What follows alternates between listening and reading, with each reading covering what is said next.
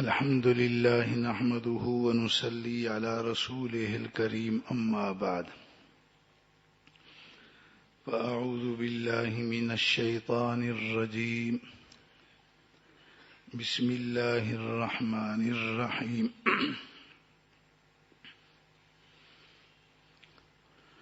ادعوا ربكم تضرعا وخفيا إنه لا يحب المعتدين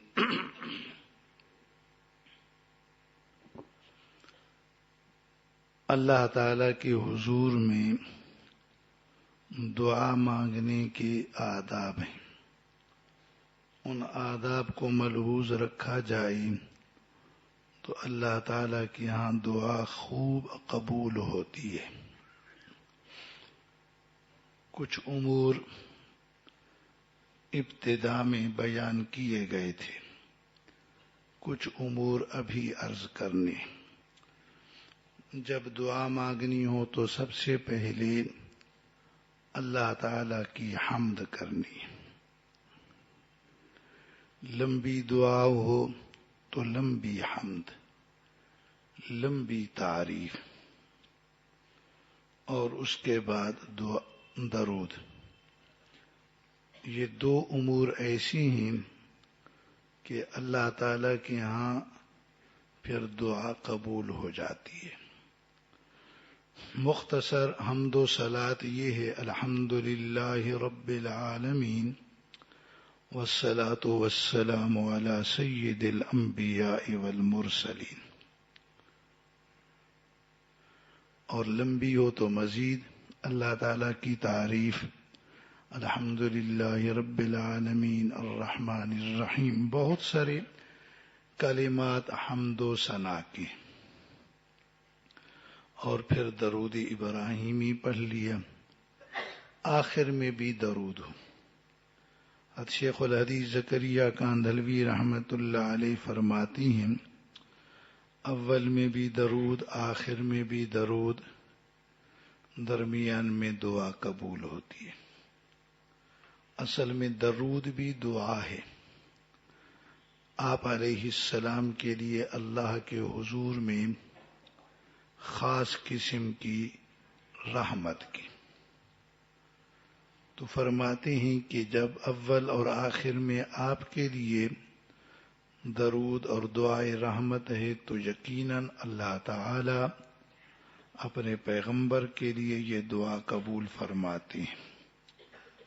پھر اللہ کریم ہے کہ اول بھی قبول فرماویں، آخر بھی قبول فرماویں، اور درمیان کو چھوڑ دیں، ایسا نہیں ہے. اول آخر قبول تو درمیان میں بھی قبول. پھر اجتماعی دعا میں جب کوئی ایک دعا کراتا ہے باقی سب آمین کہتے ہیں تو اس آمین کا معنی ہوتا ہے اے اللہ قبول فرماویں. آمین کہنے والا جب آمین کہتا ہے تو اپنے حق میں بھی اس دعا کی قبولیت کی درخواست کرتا ہے، اور جب اجتماعی دعا میں سب کی دعا ہو رہی ہوتی ہے تو اس کی قبولیت کی بھی درخواست اللہ کے حضور میں کر لیتے. اب جب سب آمین کہیں تو اللہ کریم ہے. ایسا نہیں ہوگا کہ ایک ہی جگہ میں جمع ہوں، کچھ کی قبول فرماویں کچھ کی نہ فرماویں. پھر اجتماعی دعا، یہ سب اللہ کے حضور میں مل کر دعا. اس کے لیے حقیر سی مثال ایسے ہے جیسے کسی آدمی کے ہاں کوئی کام پڑ جائے تو لوگ اس کے ہاں ایک جرگہ لے کے جاتے ہیں، پنچیت لے کے جاتے ہیں، اور اس کے دروازے پر جا کے بیٹھ جاتے ہیں. تو وہ ہو ان سب لوگوں کی آمد اور اپنے گھر کے دروازے پر بیٹھنے کو دیکھ کر وہ کام کر دیتا ہے، قتل تک کی بھی معاف کر دیتا ہے. تو اللہ کے حضور جب اتنے لوگ بیٹھے ہوں، اللہ تو اکرم الاکرمین ہے، اللہ تعالیٰ اکرم الاکرمین۔ دیکھو قبولیت کے لیے کتنے امور موجود ہیں۔ اگر تنہا بھی دعا ہو تو دعا کے آخر میں جب آمین ہوتی ہے تو اللہ تعالی دعا قبول فرماتے ہیں۔ آمین کے بارے میں تفاسیر میں آتا ہے آمین خاتم و رب العالمین، اللہ تعالیٰ کے ہاں سے یہ مہر ہے، اللہ تعالیٰ کے ہاں سے یہ مہر ہے۔ دیکھو کوئی خط ہو یا کوئی حکومتی بادشاہی ایک اعلان ہو یا انعام ہو، جب اس پر بادشاہ کی مہر لگ جاتی ہے تو آگے وہ حکم ہر محکمے میں منظور ہوتا جاتا ہے، بھئی مہر لگی ہوئی ہے۔ یہ آمین اللہ تعالی کی مہر ہے، اور لطف و کرم دیکھیے، یہ مہر اللہ تعالی نے اپنے بندوں کی زبان پہ رکھ دی ہے۔ مہر کس کی ہے؟ اللہ کی۔ رکھ کہاں دی ہے؟ بندوں کی۔ تو خود لگا، خود لگا۔ تو آمین، اس کی بہت بڑی اہمیت ہے۔ آپ لوگوں کو معلوم ہے، جنہوں نے حدیث پڑھی ہے، جب امام فاتحہ پڑھتا ہے تو اختتام پر آدمی آمین کہتا ہے۔ حدیث میں جس کی آمین فرشتوں کی آمین کے موافق ہو گئی، اس کے پہلے گناہ بخش دیے جائیں گے۔ فرشتوں کے موافق ہونے کا ایک معنی یہ ہے جیسے فرشتوں نے خلوص سے آمین کہا، انہوں نے بھی آمین کہا۔ دوسرا معنی یہ ہے کہ جس وقت فرشتوں نے آمین کہی اور یہاں اس کی آمین بھی اول آخر انہی کے ساتھ شروع ہوئی اور پوری ہوئی۔ اب فاتحہ دعا ہے، آمین کی بات، پھر اس کے علاوہ یہ آمین کا فائدہ ہوا۔ فاتحہ میں آمین کی نعمت بھی بہت بڑی ہوتی ہے، اس سے یہ بات یاد آئی۔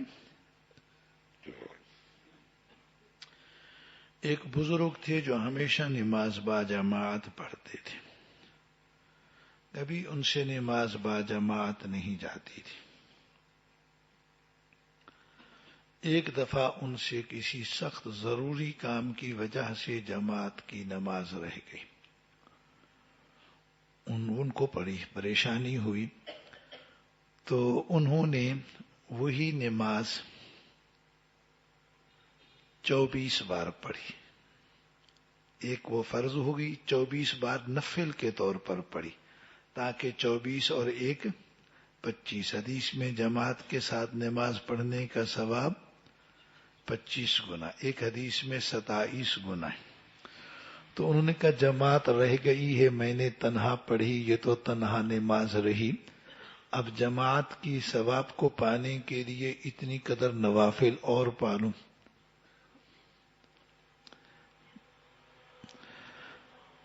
رات کو خواب دیکھا، کوئی کہہ رہا تھا این انت من تأمین الملائکہ، وہ فرشتوں والی آمین کے معاملے میں تم کہاں ہو؟ یعنی یہ 24 نمازیں پڑھ کر 25 کا برابرہ تو کر لیا، مگر وہ امام کے بعد آمین کہنا فرشتوں کے ساتھ موافق ہو گئی آمین، تو اس معاملے میں کہاں ہو؟ وہ تو فضیلت گئی نا۔ نماز با جماعت بہت اہم ہے، ہر حال میں جماعت میں شریک، پہلی رکعت سے شریک۔ تو دعا میں پہلے حمد، پھر درود، آخر میں درود اور آمین کی بات بھی۔ پھر آدمی دعا کے آخر میں یا کسی بھی مجلس کے آخر میں سبحان ربک رب العزت عما یصفون پڑھے الی آخری، سنتے ہوں کہ سبحان ربک رب العزت عما یصفون وسلام علی المرسلین والحمد للہ رب العالمین. اس میں تسبیح بھی ہے، تحمید بھی ہے، اور انبیاء پر سلام بھی ہے. اور سبحانک اللہم وبحمدک اشہد ان لا الہ الا انت استغفرک واتوب الیک. کسی بھی مجلس کے اختتام میں پڑھیں، اس مجلس میں جو نیک کام ہوتے ہیں قبولیت کی مہر لگ جاتی ہے، اس میں جو لغویات ہوتی ہیں اس کلمے کی برکت سے اللہ معاف فرما دیتے ہیں. دعاؤں کے آداب، ساتھ مجالس کے آداب بھی ہم سمجھتے جائیں. جو چیز پورے آداب کے ساتھ ہوتی ہے اس کی شان اور ہو جاتی ہے. پھر اللہ تعالی کے آگے ہاتھ فقیری کے پھیلا کے بیٹھنے، یہ فقیروں کی طرح. حدیث میں ہے ان اللہ حی کریم، اللہ تعالی حیادار ہیں، بہت کرم فرمانے والے ہیں. جب بندہ ہاتھ اٹھاتا ہے تو اللہ حیا فرماتے ہیں کہ میں خالی لوٹا دوں. وہ ایسے کریم ہیں کہ اس کے آگے پھیلے ہوئے ہاتھ کبھی خالی نہیں جاتے. آدمی زبان سے بھی مانگ رہا ہوتا ہے اور ہاتھ سے بھی مانگ رہا ہوتا ہے، دستے سوالی ہو جاتے ہیں، دستے سوالی بن جاتا ہے. تو ہاتھ میں پھیلانے کے بھی پورے آداب کا لحاظ ہو. پھر وہ ہاتھ اپنے چہرے پر پھیر لینے، اور پھر دل کی توجہ کے ساتھ اللہ تعالی سے مانگنا ہے. اللہ تعالی کو اللہ تعالی کی بعض صفات کے ساتھ پکارنا ہوتا ہے. ایک حدیث میں ہے ایک صحابی نے دعا کی ابتدا میں یہ پڑھا اللہم انی اسألک بانک انت اللہ لا الہ الا انت الاحد الصمد الذی لم یلد ولم یولد ولم یکن لہ کفوا احد. آپ نے فرمایا انہوں نے اللہ تعالی سے اللہ کے اس نام کے ساتھ مانگا ہے جس کے ساتھ اللہ سے سوال کیا جائے اللہ تعالیٰ عطا فرما دیتے ہیں، دعا کی جائے اللہ قبول فرما لیتے ہیں. اور میں ہے اللہم انی اسألک بان لک الحمد لا الہ الا انت الحنان المنان بدیع السماوات والارض ذو الجلال والاکرام یا حی یا قیوم یا ذل جلال والاکرام ہوگا. تو وہاں پر بھی یہ ارشاد ہوا اللہ سے اللہ کے اس اسم کے ساتھ دعا مانگیے، جب اللہ سے مانگا جائے اللہ قبول فرماتے ہیں، سوال کیا جائے اللہ دے دیتے ہیں. ایک جگہ پر ایک صحابی نے دعا کے لیے یوں الفاظ کہے یا ذا الجلال والاکرام، ارشاد ہوا مانگو دعا قبول کر لی جائے گی، یا ذا الجلال والاکرام. اور حدیث میں ہے علیزو چمٹ جاؤ یا ذا الجلال والاکرام کو، یعنی اللہ سے جب مانگو تو اس کا پورا اہتمام کرو کہ ایسے کہو یا ذا الجلال والاکرام. ایک تو ہم کبھی دعا مانگتے ہیں نا نماز کے بعد کی، ویسے یہ بے شوقیہ دعا ہوتی ہے، نہ دعا کا شوق نہ دعا مانگنے کا کوئی اہتمام. اس وقت تو پتہ ہی نہیں ہوتا کیا مانگا کیا نہ مانگا. کبھی کبھی آدمی دعا اہتمام سے مانگتا ہے پھر اس وقت کے لحاظ سے یہ پوری چیزوں کا خیال اور توجہ رہے. اللہ تعالیٰ کے آگے پوری عاجزی کے ساتھ، پوری محتاجی کے ساتھ کہ میں اللہ کا محتاج ہوں. دیکھیے ہر چیز اللہ کے ہاں سے ملتی ہے، بغیر اسباب کے بھی ملتی ہے، اسباب کے ساتھ بھی ملتی ہے. اور جو اسباب ہیں وہ بھی اللہ تعالی کے پیدا کیے ہوئے ہیں، ان اسباب سے بھی کوئی اثر پیدا ہوتا ہے تو اللہ تعالی کی تاثیر سے اللہ اس میں اثر پیدا فرماتے ہیں۔ ہمارا ایمان، ہمارا یقین ہے اور ہو کہ پتہ بھی اس کی مرضی کے بغیر نہیں ہل سکتا ہے، اور یہ حقیقت ہے کہ ہے ہی ایسے۔ ہم اس کا کیف بنا سکیں نہ بنا سکیں یہ جدا بات ہے، حقیقت ایسے۔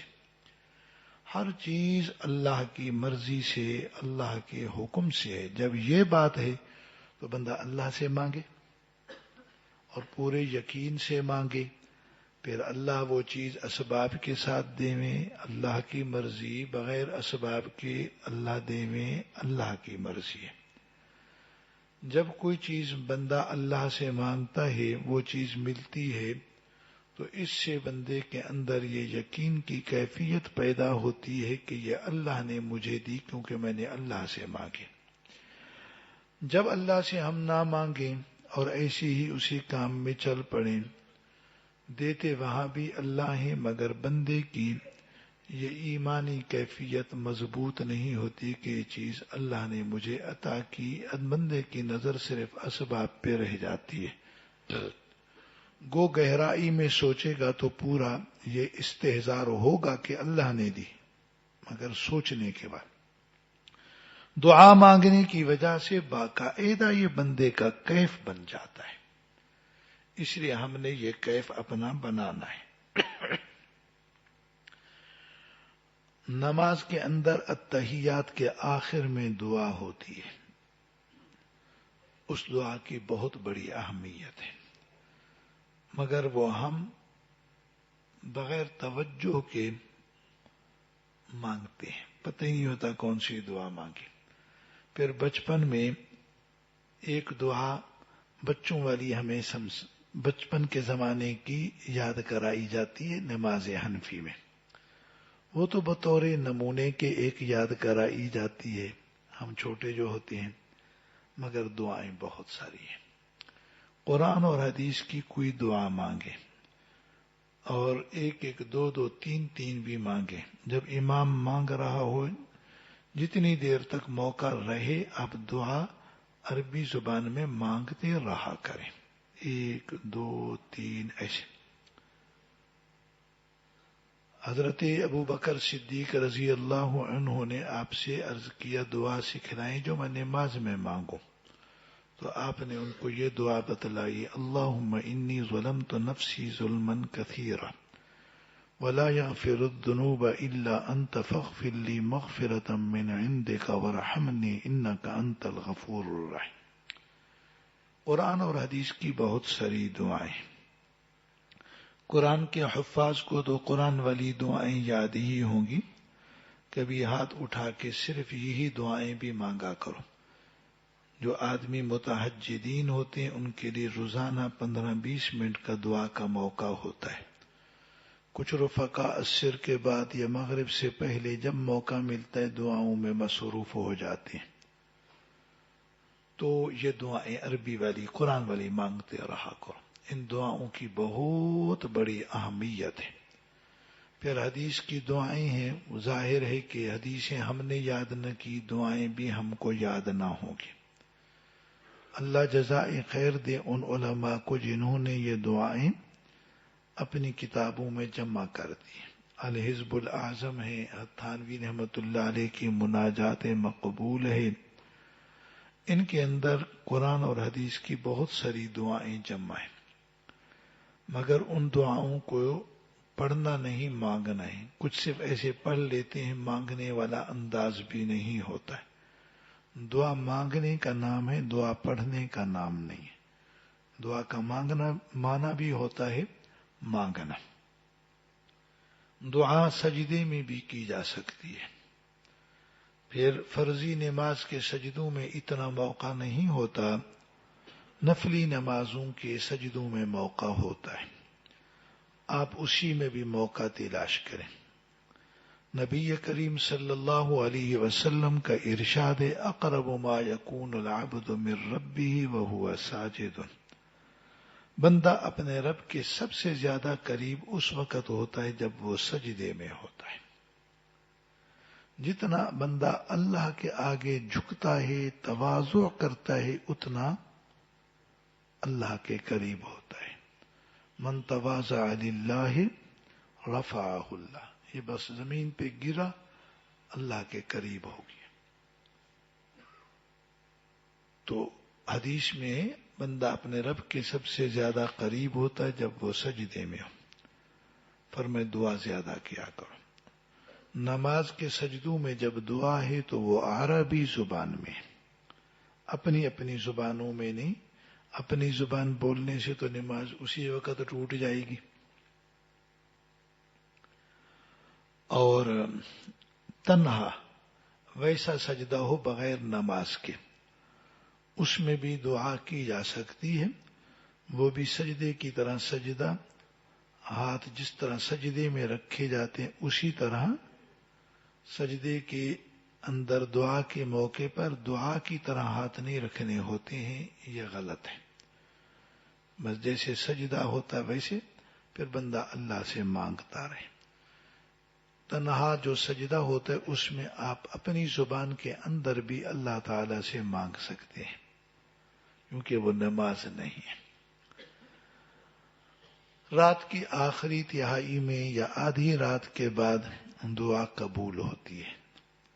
اس لیے ایسے مواقع میں بھی دعا کی جستجو ہو. شب جمعہ بھی اللہ دعا قبول فرماتے. جمعہ کے دن عصر سے مغرب تک کا بھی ایک وقت ایسا آتا ہے کہ اس وقت میں بندہ اللہ سے جو دعا کرے اللہ قبول فرماتے ہیں، پر اس وقت وہ نماز کے انتظار میں ہو. جیسے عصر کو آ گیا، مغرب کے انتظار میں بیٹھ جائیں.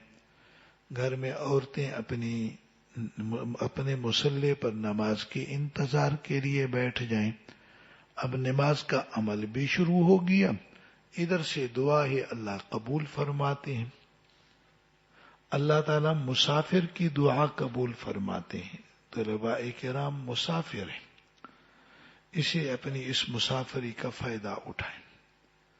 بزرگوں کے تجربے ہیں، دورہ حدیث کے سال میں بندہ جو دعا کرتے اللہ وہ قبول فرماتے ہیں.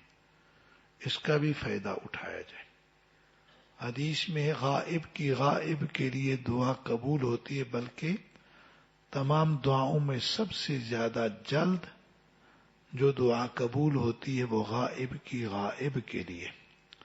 جیسے آپ ابھی یہاں ہیں، پیچھے بہت سارے لوگ ہیں، ان کے لیے دعا کریں. آپ یہاں پر ہیں، مجاہدین کے لیے دعا کریں. آپ یہاں پر ہیں، امت مسلمہ کے بہت سارے لوگ ہیں، ان کے لیے دعا کریں. یہ دعوت غائب کے لیے. اس لیے ان چیزوں کا بھی خوب فائدہ اٹھایا جائے. جب کبھی وقت گزر جاتا ہے تو بندہ پھر اس وقت افسوس کرتا ہے. اب اللہ تعالیٰ نے ان ساری چیزوں کے مواقع بھی دیے ہیں، صحت بھی دی ہے، ان کاموں کے لیے اللہ نے فراغت بھی دی ہے. کبھی وقت آتا ہے کہ صحت نہیں رہتی ہے، کبھی وقت آتا ہے فراغت نہیں رہتی ہے.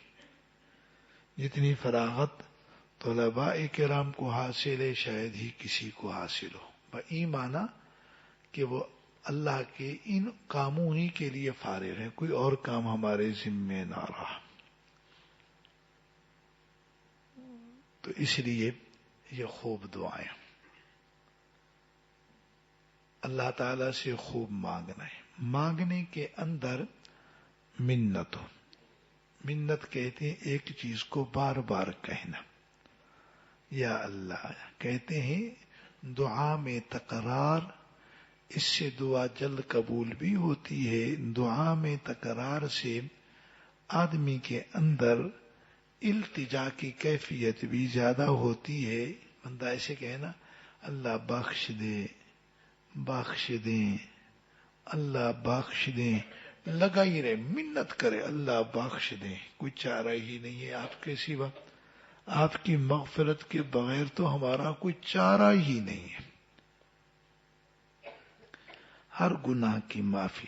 ایسے بہت سارے گناہ ہیں کہ جن کو ہم نے گناہ سمجھا ہی نہیں ہے، یا انجانے میں کر بیٹھے گناہ نہیں سمجھا.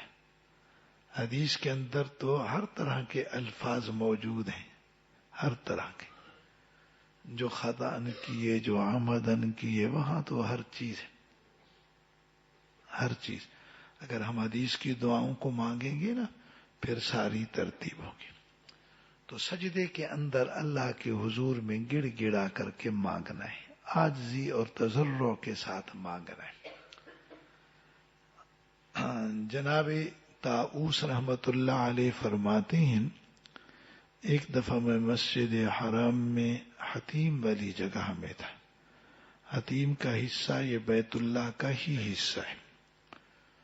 تو بیت اللہ کے میزاب الرحمت کے عین نیچے میں نے ایک آدمی کو سر بسجود دیکھا،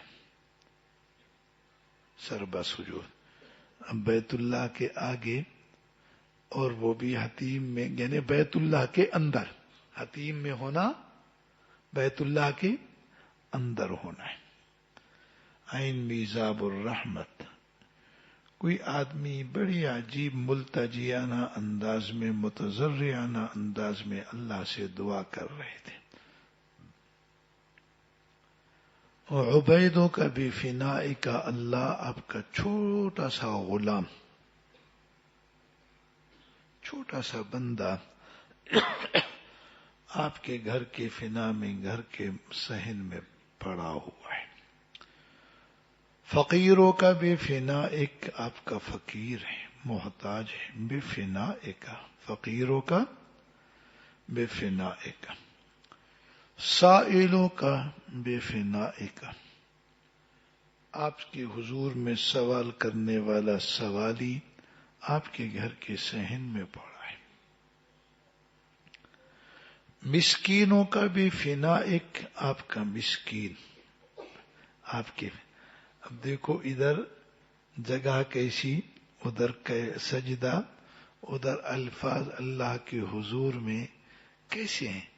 سارے الفاظ اپنی فنائیت کے، میں کچھ نہیں ہوں، اپنی عاجزی کے ہیں، اپنی تضرع کے ہیں، اللہ کے حضور میں اپنی احتیاجی کے اظہار میں. عبیدوں کا بے فنا ایک، فقیروں کا بے فنا ایک، سائلوں کا بے فنا ایک، مسکینوں کا بے فنا ایک.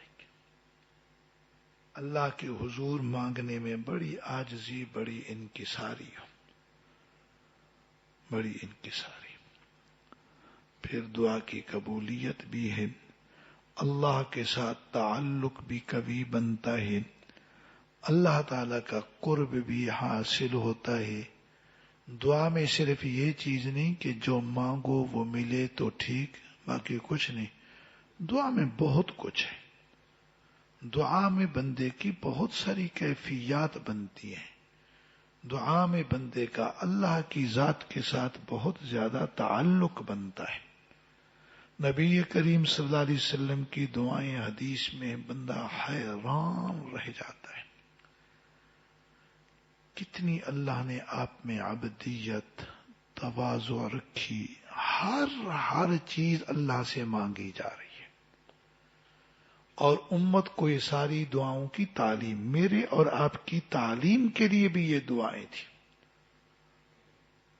مگر ہم نے ادھر توجہ نہ کی.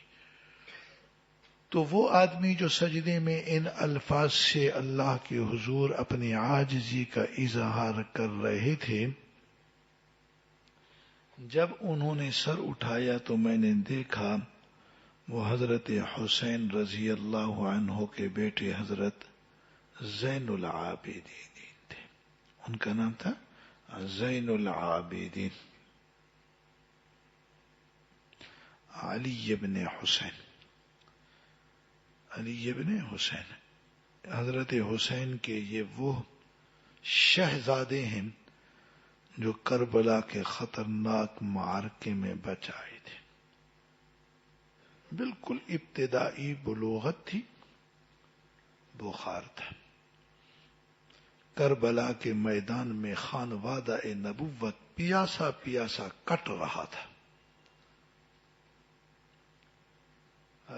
حسین ان کی بہن حضرت سکینہ اماں فاطمہ کی بیٹیاں ظلم و ستم کی انتہا تھی. یہ بزور میدان میں نکلنا چاہتے ہیں حالت بخار میں.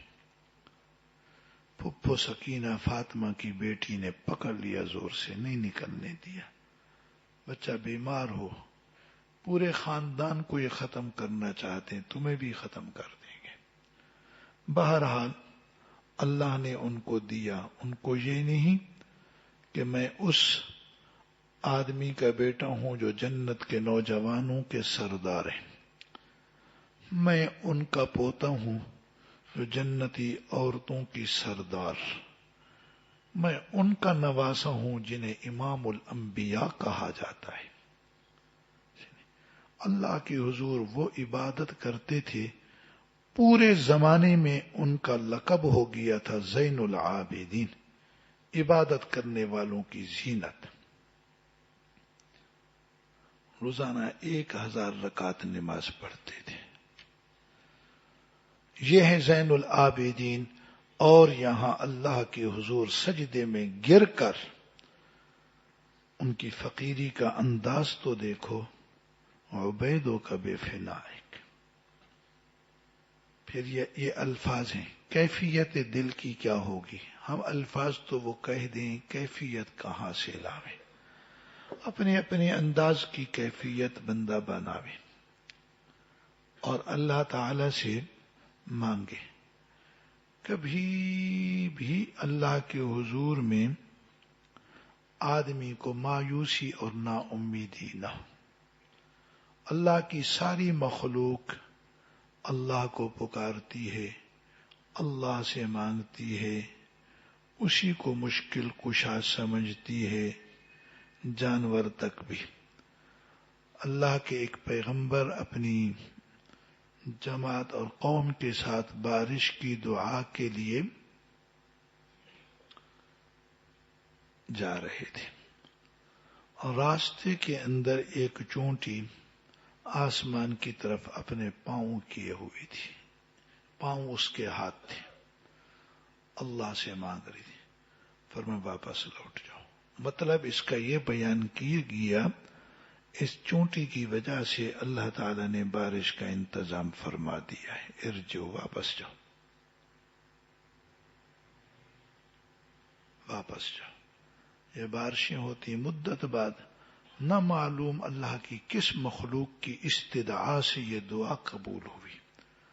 وہ کوئی چونٹی ہے، وہ کوئی جانور ہے، وہ کوئی پرندہ ہے، وہ کوئی انسان ہے. یہ اللہ کی مخلوق بھی ان کی.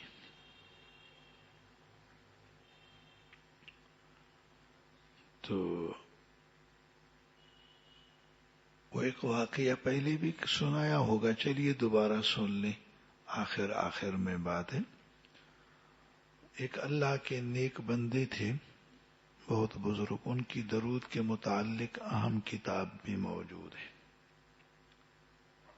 فرماتے ہیں ایک دن میں سفر پہ تھا، عصر کا وقت تھا، ادھر نماز عصر کا وقت، ادھر افطاری کا وقت قریب تھا، سفر میں بھی تھا، روزہ بھی تھا، نماز اور روزہ.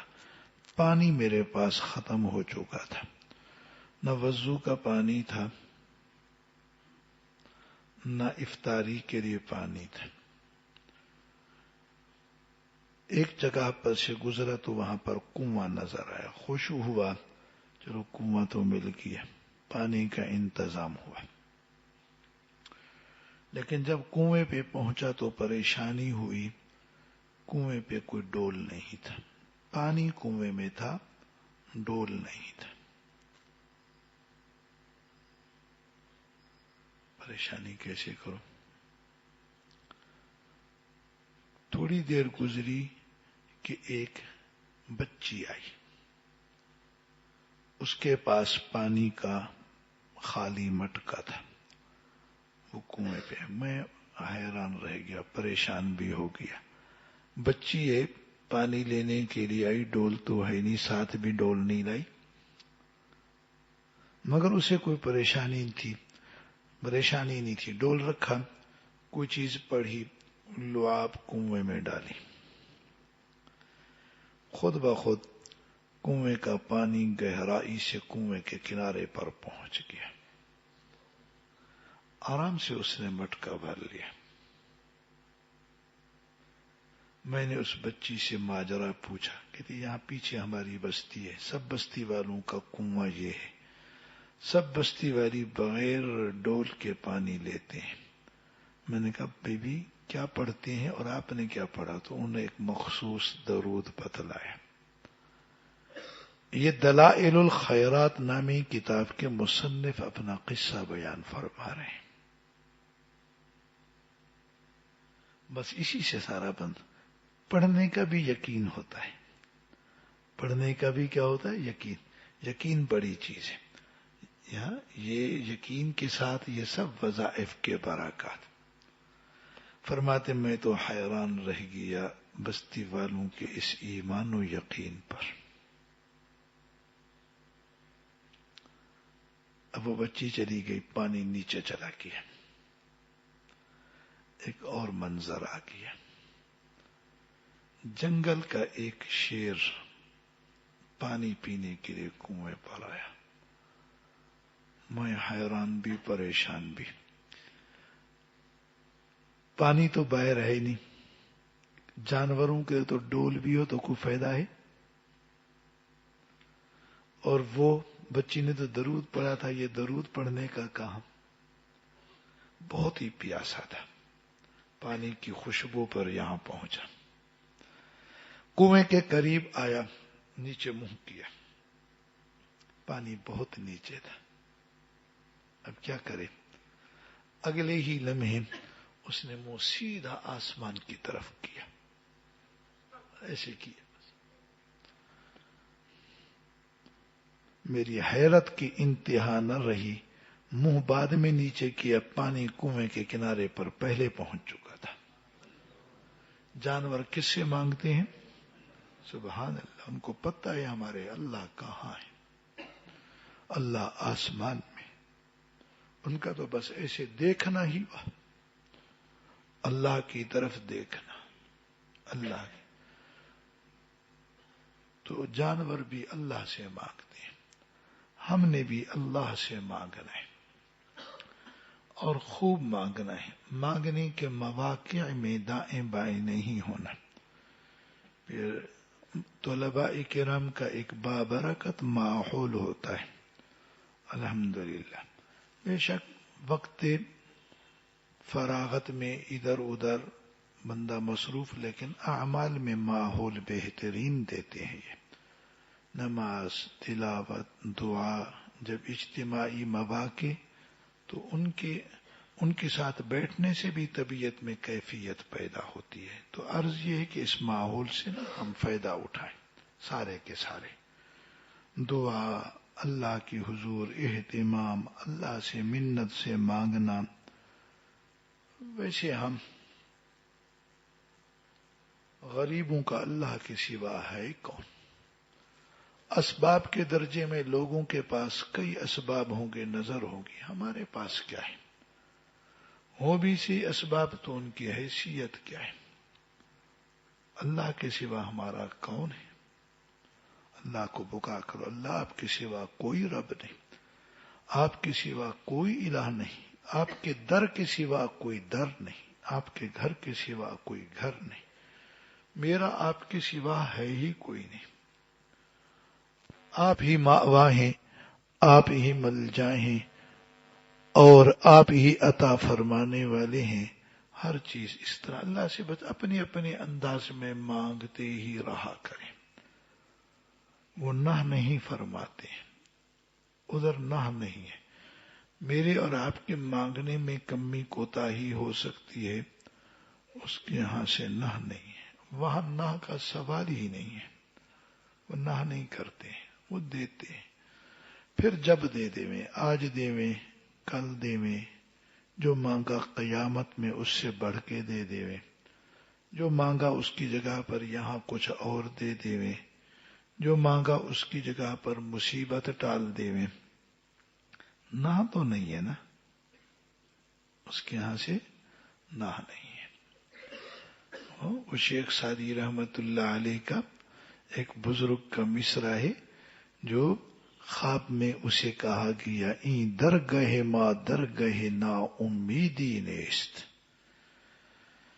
این درگہ ما میری درگاہ یہ نا امیدی کی درگاہ ہی نہیں ہے. این درگہ ما درگہ نا امیدی، باز آ اگر 100 بار توبہ شکستی باز آ، این درگہ ما درگہ نا امیدی نیست. 100 بار بھی توبہ توڑ چکا ہے پھر بھی آ. بزرگ کو خواب میں اللہ کی طرف سے کہا گیا. عجب واقعہ ہے، وہ بھی بیان کا وقت نہیں ہے، مگر مطلب یہ ہے کہ ہم نے نا امید تو ہونا ہی نہیں. دنیا میں کسی کے پاس جائیں امیدی نا امیدی ہوتی ہے، بلکہ نا امیدی نہ کر دے کیا کریں گے؟ نہ کر دے گا. کوئی ہمارا اس سے رشتہ ہے، کوئی ہمارا تعلق ہے، نہ کر دے گا کیا زور لگائیں گے؟ پھر اس کے پاس چیز ہے کتنی جو سب کو دے، ان کے مقابلے میں اماں ابا کے متعلق امید زیادہ، کہ رشتہ تو ہے وہ اماں ہے وہ ابا ہے. ابے کے بجائے اماں کی طرف امید زیادہ ہوتی ہے. چیز اس کے پاس کم ہوتی ہے، امید ہماری زیادہ ہوتی ہے. ایسے ہے نا، چیز ابا کے ہاتھ میں ہوتی ہے، اماں کے ہاتھ میں ہو تو سب کچھ ہی نچھاور کر دے. صرف تیرے 2 آنسوں کی ضرورت ہے، نہ پگھل جائے مجھے بتلائے. ماں پگھل جاتی ہے جھٹ میں، ہے میرے بچہ ایسے پریشان ہے.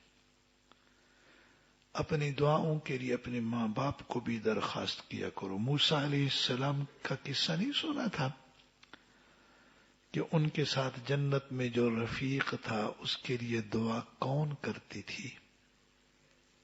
ماں کرتی تھی نا. اللہ میرے بیٹے کو موسیٰ کے ساتھ جنت میں رفاقت دینا. قبول ہوئی نہ ہوئی، یہ درخواست ہوتی ہے. ماں اور باپ سے بھی ایک درجے میں رشتہ، مگر جب بندہ اللہ سے مانگتا ہے تو سبحان اللہ، اللہ کے ساتھ وہ تعلق کا معاملہ ہے کہ وہ ہمارے خالق ہیں، مالک ہیں، رازق ہیں. اللہ اپنے بندوں پہ اتنے مہربان ہیں جتنا کوئی ماں اپنے بچوں پہ مہربان نہیں ہو سکتی. اتنی کوئی مہربان ماں نہیں ہو سکتی ہے. اللہ تعالیٰ تو اتنے مہربان ہے اپنے بندوں پر. پھر نا امیدی کیوں؟ آپ علیہ السلام ایک سفر میں تھے، وہاں کچھ لوگوں سے گزر ہوا. آپ نے پوچھا کون ہے؟ عرض کیا مسلمان ہے. انہی لوگوں میں ایک خاتون ایک دیگچی کے نیچے، ہانڈی کے نیچے نا آگ بھڑکا رکھی تھی. بچہ تھا اس کے ہاتھ میں. جب آگ کے شعلے اٹھتے، گرمی بڑھتی تو بچے کو پیچھے کر لیتی. مطلب اس کا یہ تھا بچے کو کہیں تیز گرمی نہ لگ جائے. تھوڑی دیر کے بعد وہ آپ کے پاس آئی. عرض کرتے انت رسول اللہ، آپ اللہ کے رسول ہیں؟ آپ نے فرمایا نعم. پھر آپ سے انہوں نے بڑی پیاری باتیں پوچھی.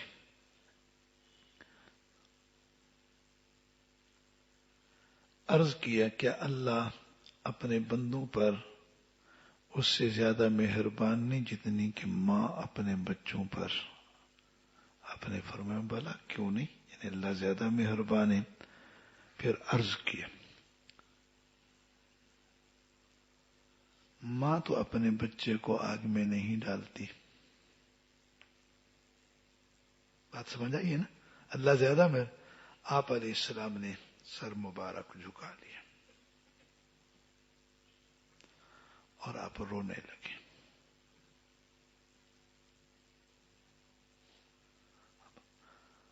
پھر آپ نے فرمایا ماں حسن عرض کرتا ہوں اللہ تعالیٰ بھی آگ میں نہیں ڈالتے مگر اس کو جو مارد ہے، متمرد ہے، جو سرکش ہے، خوب سرکشی کرتا ہے، اللہ پہ سرکشی کرتا ہے، لا الہ الا اللہ کہنے سے انکار کرتا ہے. تو بھی اللہ تو بہت مہربان ہے. کس چیز کی نا امیدی ہو. شیطان ہم میں نا امیدی ڈالتا ہے. کیسے ڈالتا ہے؟ ہم نے ایک چیز مانگی، ہم کو وہ نظر نہ آئی، بس بندہ نا امید. شیطان کتنا خراب کرتا ہے. ذہن کمزور ہے، مانگ رہا ہے، مہینہ ہو گیا، بس اللہ تو میرا تو ذہن ہی نہیں بڑا، فلانی چیز اللہ سے مانگ رہا ہوں. سبق ہے انبیاء کرام کے اوپر آزمائشیں آتی ہیں، جہاں ان آزمائشوں میں ان کے لیے علو درجات کی بات ہوتی ہے، وہ میرے اور آپ کے لیے سبق بھی ہوتا ہے. یعقوب علیہ السلام کے بیٹے کو گم ہوئے کتنی مدت ہو گئی تھی؟ 40 سال. اتنا روتے تھے، آخر تک روئے، نگاہ بھی جاتی رہی، لیکن اللہ سے نا امید ہوئے تھے. کتنا بڑا سبق ہے. اللہ چاہتے بیٹے ہی گم نہ ہوتا، چاہتے جھٹ میں مل جاتا، لیکن درجات جو بلند کرنے تھے وہ بھی سبحان اللہ. انبیاء کا مقام بہت عالی ہے، اور ان کے ان چیزوں میں سب لوگوں کے لیے سبق. اللہ تعالیٰ نے ہمارے لیے یہ واقعات بیان کی، کیوں نا امیدی ہوتی ہے. نا امیدی نے. سبحان ربک رب العزت عما یصفون وسلام علی المرسلین والحمد للہ رب العالمین.